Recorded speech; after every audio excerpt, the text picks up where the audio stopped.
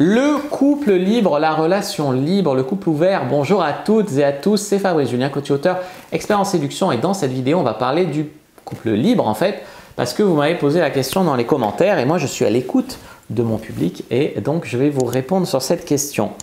Alors tout d'abord, vous devez comprendre que le couple libre c'est quoi? C'est quand on désire être avec l'autre, être en couple, partager des projets de couple, vouloir construire avec, mais on ne veut pas d'une relation monogame, c'est-à-dire qu'on veut coucher avec d'autres personnes.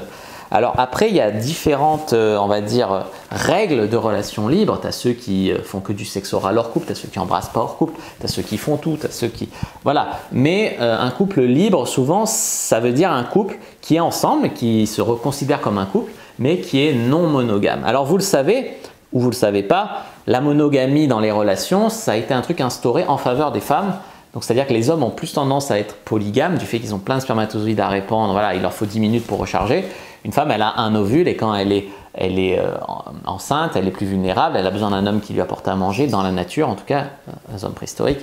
Donc la monogamie, ça a été un petit peu installé pour aussi que les hommes, il n'y ait pas 20% des hommes qui mettent enceinte 80% des femmes, tu vois, pour qu'il y ait le mariage, donc tous les hommes puissent avoir à peu près une femme, les femmes un homme. Et que voilà, mais dans la nature, l'instinct de l'homme est plus polygame et l'instinct de la femme plus monogame. Donc la relation libre, d'un point de vue purement sexuel, c'est légèrement à l'avantage des hommes sur le papier. Dans les faits, aujourd'hui on est dans une société de telle misère sexuelle qu'une femme, elle peut avoir 10 partenaires en claquant des doigts, si elle veut, faire plein d'expériences, taper plein de mecs, qui soient beaux gosses ou non, facilement, en claquant des doigts. Un homme… Même dans une relation ouverte, pour draguer, ça va être compliqué. Tu vois, il faut draguer, il faut machin. Donc, dans les faits, une relation libre, une femme pourra se taper plus d'hommes qu'un homme et plus facilement qu'un homme, à part si le mec est une star, rocker ou quoi. Donc ça, c'est un truc à bien comprendre. Une relation libre, le rapport de force n'est pas pareil dans tout. Enfin, tu vois, on peut penser que c'est l'avantage des hommes, mais pas forcément non plus, etc. Après, il y a des femmes qui subissent leur relation libre. C'est-à-dire que le mec veut une relation libre, mais elles le font pour lui, mais elles n'ont pas envie d'aller voir ailleurs, elles ont tellement peur de le perdre, donc elles tolèrent que lui il aille voir ailleurs. C'est pas vraiment une relation libre, ça, tu vois. C'est pas une bonne raison d'être dans une relation libre. Voilà.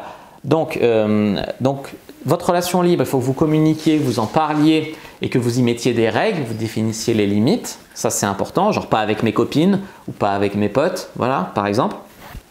Ensuite, est-ce que ça peut marcher? Oui, ça peut marcher. Ça peut marcher. Un couple libre, il y en a qui marchent. Après, moi, perso, je préfère le libertinage, c'est-à-dire faire en couple des choses avec d'autres couples. Tu vois, je préfère cette approche-là parce qu'on est ensemble. Couple libre, on n'est pas forcément ensemble. Après, vous le savez au fond de vous, si vous faites ça pour vous ou si vous faites ça pour l'autre. Vous le savez si vous le faites pour une bonne ou une mauvaise raison. Vous savez si ça vous fait du bien ou si ça vous fait souffrir. Il y a des gens qui sont dans une relation libre et qui en souffrent. Je l'imaginais avec une autre, je l'imaginais avec un autre, c'était horrible, tu vois. Et il y en a qui le vivent très bien. La liberté, ils passent la liberté au-dessus de tout. Donc ça dépend des gens. Juste, je vais vous donner des exemples de bonnes raisons et de mauvaises raisons de faire un couple libre avant de terminer cette vidéo. La mauvaise raison…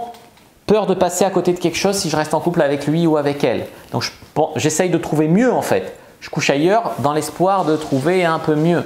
Moi, je me rappelle d'une fille que j'ai rencontrée, elle m'avait dit mon mec m'autorise à coucher ailleurs, je baise avec toi, mais tu me plais plus que lui, si tu veux je le quitte pour toi. Moi j'ai dit non, je n'étais pas intéressé, mais la fille, voilà, tu vois, des fois c'est ça, c'est pas une bonne relation libre, c'est pas ça. Autre mauvaise raison, c'est j'ai peur de ne pas vibrer assez dans ma vie. C'est-à-dire j'ai peur de ne pas tout connaître, j'ai besoin de faire d'autres expériences, etc. Alors ça, c'est quand même une bonne et une mauvaise raison. C'est-à-dire que tu peux faire d'autres expériences en étant en couple. Déjà, il y a beaucoup à faire, ou en libertinage, en faisant de l'échangisme, etc. Enfin voilà, peur de ne pas vibrer assez, toutes ces peurs-là, de passer à côté de quelque chose, etc. Ça fait qu'un jour ou l'autre, vous allez vous quitter pour faire ces expériences-là. Si ce n'est pas à 25 ans, c'est à 35 ou à 45. Donc il vaut mieux les faire à 25 et se mettre en couple après que quitter son mec et son mari et sa famille et ses enfants à 45, voilà, pour les faire, tu vois. Enfin voilà. Qu'est-ce qui est ni bien ni mal, une relation à distance? C'est vrai qu'on dit souvent loin des yeux, loin du cœur, d'autant plus si tu baises avec d'autres personnes, mais relation à distance, les instincts sont ce qu'ils sont. Souvent, les gens ils se trompent en relation à distance, donc autant que ce soit un couple libre, ça évite les non-dits, ça évite… J'en connais qui ont été en relation à distance, qui étaient en couple libre, utiliser des expériences et l'autre le savait, même il se le racontait, ça l'excitait. Il y a des mecs, ça les excite de savoir que sa femme, elle est désirée par d'autres hommes, ce qu'elle fait avec d'autres, etc. Tu vois. Quoi d'autre? Bonne raison, grandir avec l'autre, c'est-à-dire apprendre à s'aimer, par exemple, sans le sexe, apprendre à s'aimer au-delà de la fidélité, au-delà de la monogamie. Il y a des mecs qui sont avec des femmes juste pour avoir leur pureté sexuelle. Donc apprendre à s'aimer au-delà de ça, c'est hyper puissant. Grandir avec l'autre, c'est-à-dire faire des expériences, c'est-à-dire partager ça ensemble. C'est un truc qu'on partage, qui nous rend plus forts, tu vois. On s'en sert pour grandir avec. Voilà ce que je voulais vous dire. Il y a des femmes qui peuvent être amoureuses, mais elles sont amoureuses, elles ne supportent pas que voir son mec avec une autre fille, par exemple. La vraie force, c'est quand plus rien ne peut vous séparer. C'est-à-dire que vous êtes amoureuse et vous n'êtes pas insecure quand le mec il touche une autre femme.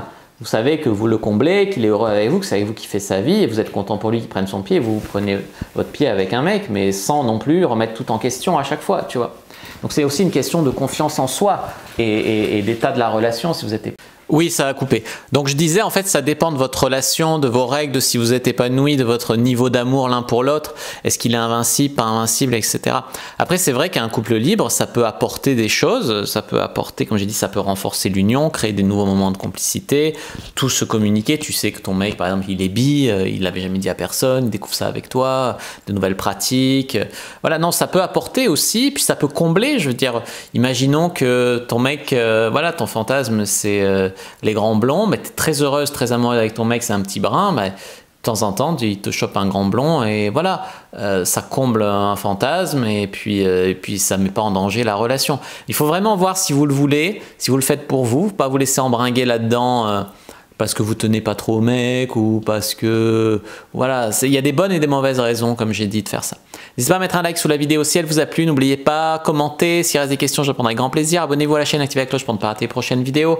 Me suivez sur les réseaux sociaux, Instagram, Twitter, Facebook. Téléchargez le guide gratuit Comment exciter un homme sans passer pour une facile dans la description de la vidéo. Et rejoignez le groupe privé de la communauté de la Cyprine pour venir rejoindre des gens qui, comme nous, s'intéressent à la séduction, au sexe et au libertinage, etc. Je vous dis à bientôt et que le dieu de la séduction soit avec vous, les amis.